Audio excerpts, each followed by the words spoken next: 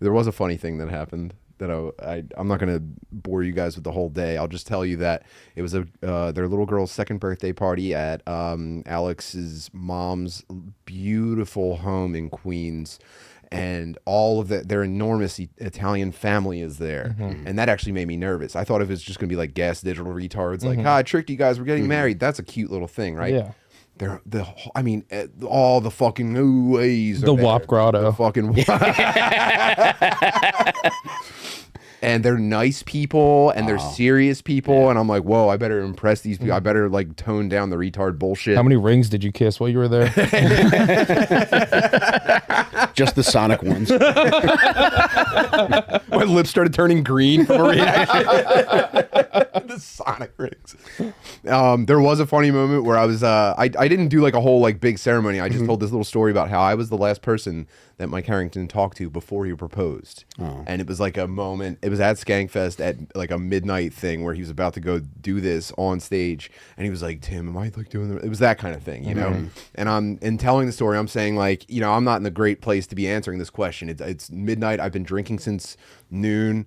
I've been taking mushrooms from strangers all day. And as I said that, I caught Alex's mom's face. And as soon as I said I was taking mushrooms all day, she went, but okay, so it's a great time. A lot of our friends are there, and their house is beautiful. It's filled with just the most expensive, ornate, beautiful trinkets you've ever seen. And at one point, we're in the house, and it's like a no shoes on house. No, but the entire party, shoes off at the door, and we're upstairs, and there's a bunch of little kids, and Paco is like playing with the kids, and he always does. That's a Paco thing. But with no one's able to see what happens. We're all in another room. We hear the loudest like glass break, like the Stone Cold was about to walk in the house. Oh God, that's Paco's music. Like, you know, it was such a loud crash that the like time slowed down, and you could hear, if you were paying attention, 1 million pieces of glass hitting the floor at the same time, and everyone goes, and it turns out, they heard it from space. I thought this was an Italian wedding, not a Jewish one. I'm just kidding. I don't want to be offensive. 2025, I don't want to be that guy, you know. No, but free Palestine. They are greatest ally, you know.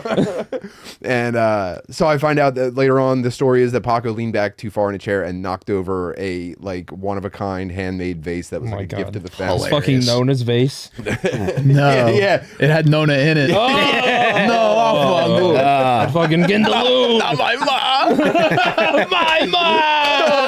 Let's just say Ma's been turned into powdered gravy. Get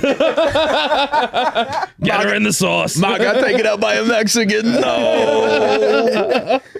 And so Alex's dad is a very like, I wouldn't say stern, but he was like tough to impress. I didn't see him smile once all weekend. Like when he said good job, it was like a handshake and like yeah, thank you, that was a very beautiful. He slipped you a $5 bill. Hey, thanks, pal.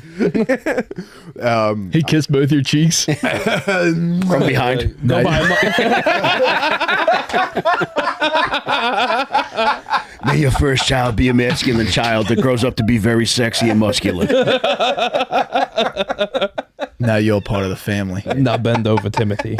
If you don't mind, could you turn your back on the family for a second? You come to me on the day of my son's rave.